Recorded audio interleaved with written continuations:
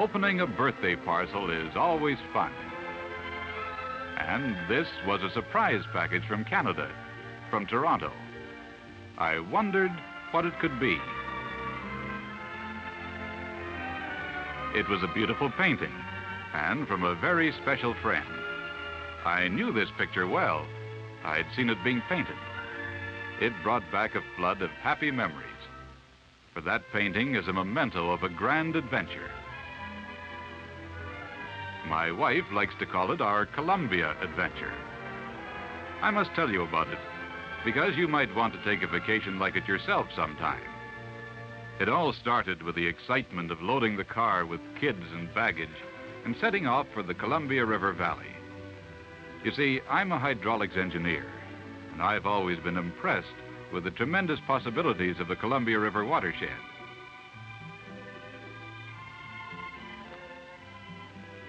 On a map of the Northwest, you'll see that the Columbia River and its main tributary, the Kootenai, drain one of the most magnificent scenic regions on the continent.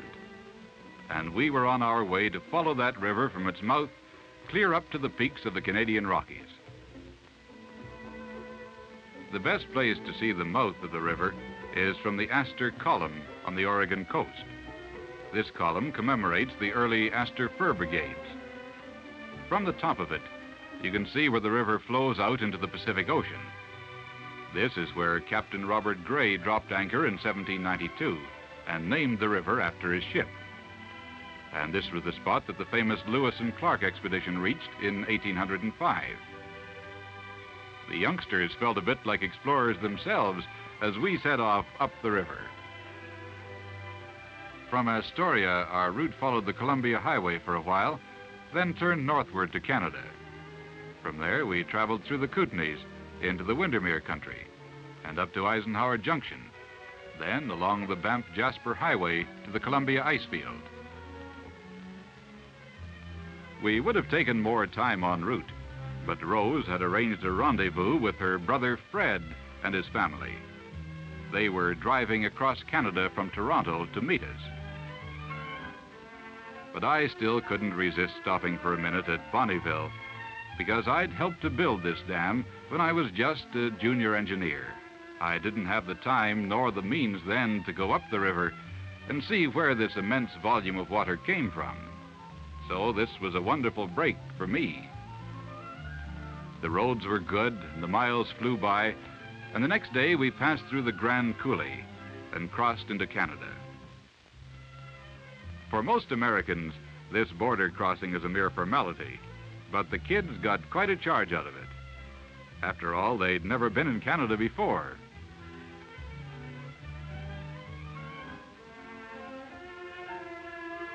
We wound our way along the side of beautiful Kootenai Lake and up into the Windermere country.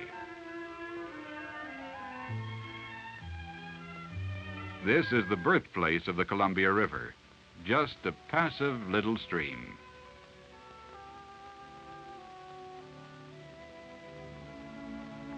It seemed unbelievable to Herb that this simple trickle of water could ever become the wide river that empties into the Pacific. And now, driving northward, we headed for the famous Kootenai National Park, which you enter from the south through the narrow gorge of Cinctor Canyon. It's just like driving out of one world and into another.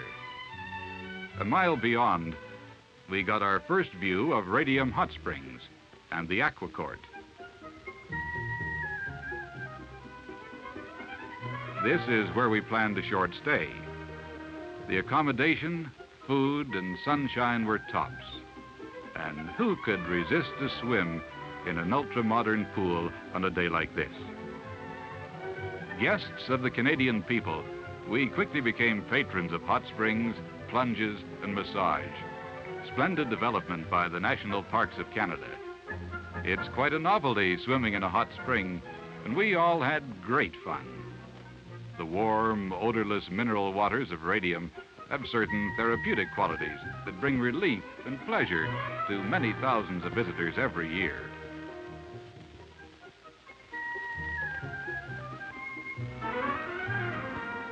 My outlook on life improved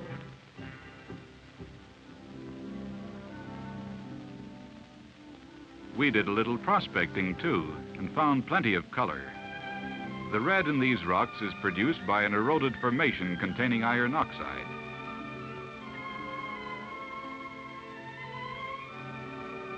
It was through these iron gates we drove on towards Eisenhower Junction. Few visitors travel north without a quick look at Marble Canyon. We watched Tokum Creek, and I wondered how long its waters would take to reach the Kootenai, and then the Columbia, and finally the mouth away down at Astoria. I wondered how many streams like this joined into rivers to make up the vast Columbia system.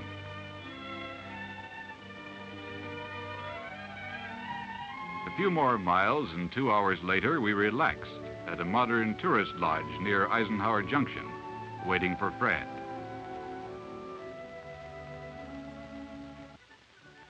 With lookouts on the alert, we were not too overcome with surprise when Fred and company roared in, full of enthusiasm, after a 2-day stopover at Banff.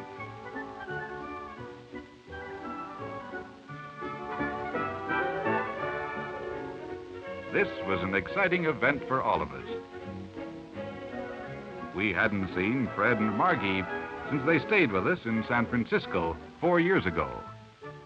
So it was something of a surprise for Uncle Fred to see how Louise had grown. But he didn't bat an eye.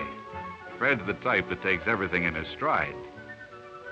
I'm sure the chipmunks thought we were out of our minds.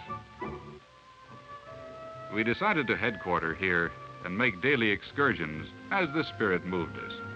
But for 3 days, we did nothing but sit around and visit. No slide rules, no drafting tables, no telephones. It was wonderful here, just to park in the sun and idle away the hours. And it's surprising how much pleasure a man gets with his own family when everyone is relaxed and carefree.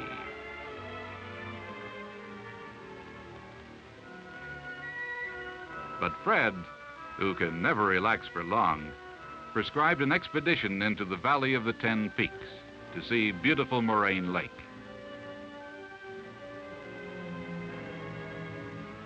It was here that I found Margie painting the picture of the 10 Peaks.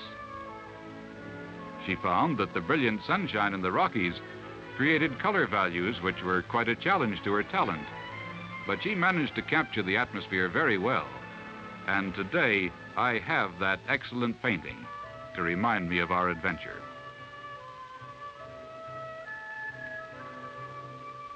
Northward along the Banff-Jasper Highway, Fred had organized a fishing and camping trip to Waterfowl Lakes. This we went for, hook, line, and sinker. I'm not much of a fisherman, even borrowed the tackle, but thousands of visitors go fishing here every year. The National Parks people keep lakes stocked with plenty of game fish. Before long, even I had fish in the basket, and an appetite that comes with camping out in the open. Fred loves this kind of life. The first thing he did when we arrived in the park was to get a list of the camping grounds. My own family enjoyed the camping out, and to me, it brought back memories of my earlier years on surveys.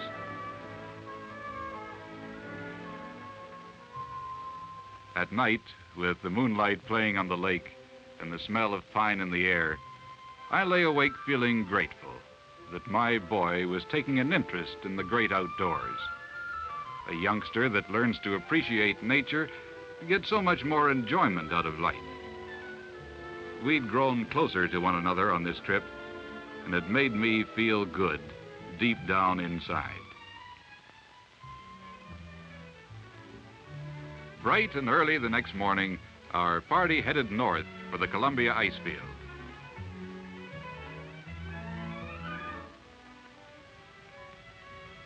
That first sight of the snow dome made a terrific impact. Nearly 12,000 feet high, dazzling white and cold. And to the left lay the narrow tongue of the Athabasca Glacier. Both formations are part of the Great Columbia Ice Cap, largest remaining ice body in the Rockies. We took a snowmobile to the top. This was a new experience for us. The Columbia ice field spreads over more than 100 square miles, and its melting waters find their way to the Pacific, Arctic, and Atlantic Oceans. From its western slope, some of these waters form part of the Columbia watershed. It was refreshing to escape from the summer heat and enjoy the cool, invigorating air in these majestic mountains. Fred was almost speechless with wonderment. Said he remembered his teacher back east telling him about this country, but he never believed there was anything like this out west. Marg and the boys were spellbound. This was one of the most unforgettable experiences of my lifetime, for I realized that here was the source of one of the greatest forces of nature. But the time had come for me to think of engineering again. Fred came back with us to pick up his dunnage and go on his way. Back at the lodge again, I'm sure everybody felt as I did. Nobody wanted to leave. And as the kids wandered off for a farewell look, Rose and I sat in the sun and talked about our wonderful vacation. On his way back to Toronto, Fred was going to go through Edmonton and Saskatoon, so he would see the Jasper area as well.